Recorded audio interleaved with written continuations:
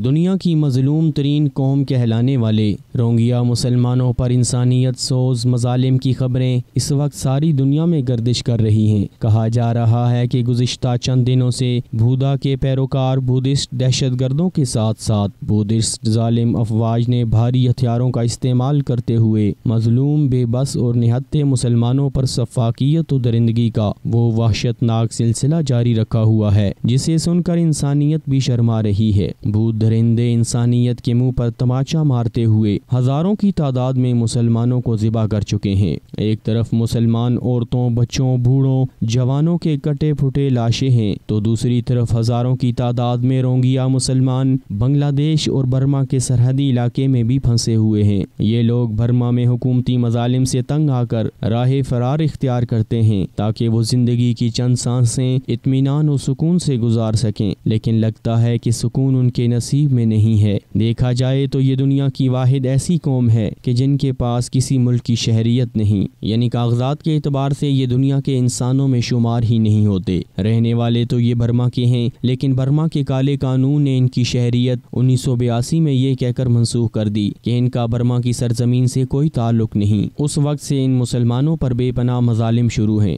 Burma کی حکومت نے ان پر پابندی لگائی کہ وہ پختہ مکان نہیں بنا سکتے، 2 سے زائد بچے پیدا نہیں کر سکتے، شادی کے لیے رجسٹریشن ضروری ہے جو اس قدر مشکل ہے کہ کسی عذاب سے کم نہیں۔ یہ لوگ اب بنگلہ دیش اور برما کی سرحد کے درمیان سمندر کے کنارے دلدلی زمین والے علاقوں میں جھونپڑیاں بنا کر رہتے ہیں جہاں انہیں دنیا کی کوئی سہولت میسر نہیں۔ حکومت ان کے علاقوں میں کوئی ترقیاتی کام نہیں کرتی، بلکہ ان پر تو یہ پابندی بھی عائد ہے کہ یہ پیدل بھی ملک میں تو کجا ایک گاؤں سے دوسرے گاؤں تک کا سفر نہیں کر سکتے۔ یہ لوگ کوئی کاروبار نہیں کر سکتے، ان کے علاقوں میں کوئی سکول نہیں، یعنی ان کے بچے ہمیشہ ان پڑھ ہی رہتے ہیں۔ برما کی حکومت نے تو ان کے پھل اور انڈے تک کھانے پر پابندی عائد کر رکھی ہے، مبادا کہیں یہ صحت مند ہو کر حکومت کے لیے خطرہ نہ بن جائیں۔ جون 2012 میں بھی ان پر اس حالت زار میں بھی بے پناہ مظالم ہوئے۔ ان کی بے شمار جھونپڑی نما بستیوں کو جلا دیا گیا اور بے شمار عورتوں اور بچوں کو قتل کر دیا گیا۔ یہ لوگ فریاد بھی نہیں کر سکتے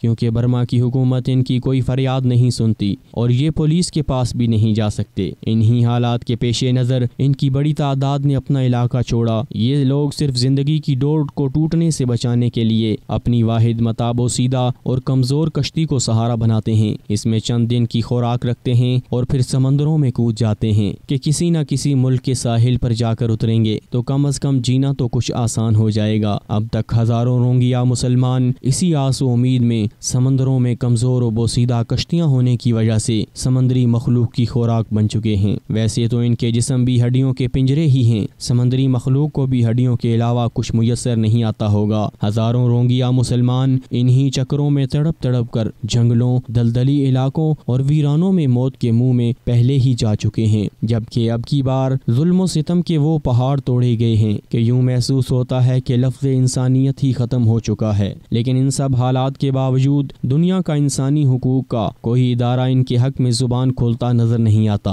وہی ادارے جنہیں ہمارے ملک میں ملالہ یوسفزئی اور مختارہ مائی جیسے کردار مل جاتے ہیں، انہیں یوں سسکتے تڑپتے مرتے روہنگیا مسلمان کبھی نظر نہیں آتے۔ اقوام متحدہ نے اگرچہ بار بار کہا ہے کہ یہ لوگ دنیا کی مظلوم ترین مخلوق ہیں، لیکن اقوام متحدہ ہی نہیں، ساری دنیا کے سارے اعزازات و انعامات تو صرف ملالہ کے لیے ہیں۔ اقوام متحدہ اور امریکہ پاکستان کو تو مذہبی اقلیتوں کے حوالے سے خطرناک ملک قرار دیتے ہیں، لیکن جہاں کہیں بھی ظلم مسلمانوں پر ہو اس طرف ان کی دیکھنے، سننے اور محسوس کرنے والی تمام حصے ہی کام چھوڑ دیتی ہیں۔ برما کے مظلوم مسلمانوں پر جو چاہے آندھی چلے اور ان کا خون بہے، یہ کوئی ظلم نہیں ہے، دہشت گردی نہیں ہے، اور نہ ہی اس حوالے سے آج تک کسی ملک یا ادارے نے برما پر کوئی پابندی عائد کی ہے۔ حقیقت تو یہ ہے کہ اس سارے المیے کے ذمہ دار مسلمان خود بھی ہیں، جو ایک دوسرے کے لیے بھی آواز بلند کرنے کو تیار نہیں۔ ہر کوئی یہ سمجھتا ہے کہ مجھے اپنی جان بچانی چاہیے اور دوسرے کو اس کے حال پر چھوڑ دینا چاہیے۔ نتیجہ ہمارے سامنے ہے کہ عالم کفر نے یکجان ہو کر ساری جنگیں اور قتل و غارت گری مسلم دنیا میں دھکیل کر سارے عالم اسلام کو دہکتی آگ میں دھکیل دیا ہے۔ مسلمانوں کے ملک ایک ایک کر کے تباہی و بربادی سے دوچار ہیں اور عوام کا قتل عام ہو رہا ہے، آگ پھیلتی ہی جا رہی ہے۔ مسلمانوں کے خلاف یہ اتحاد اور ایکا اتنا زبردست اور منظم ہے کہ دنیا کی سب سے پرامن مذہب کا دعویٰ کرنے والی بدھ قوم مسلمانوں کے معاملے پر شفافیت کے لحاظ سے سب کو مات دے گئی ہے۔ پس اگر اب بھی ہم مسلمان نہ جاگے اور دنیا کی مظلوم مسلم اقوام کا دفاع کرنے کے لیے متحد و منظم نہ ہوئے تو پھر انجام مستقبل ہی نہیں حال کی آنکھ سے ہم دیکھ سکتے ہیں۔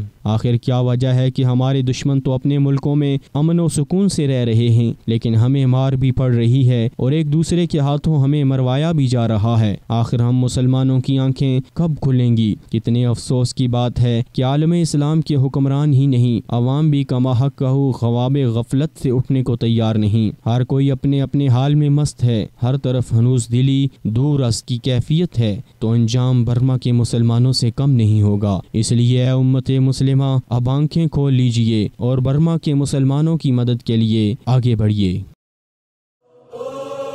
پر ظلم کے خلاف پہلی آواز، مثال اردو۔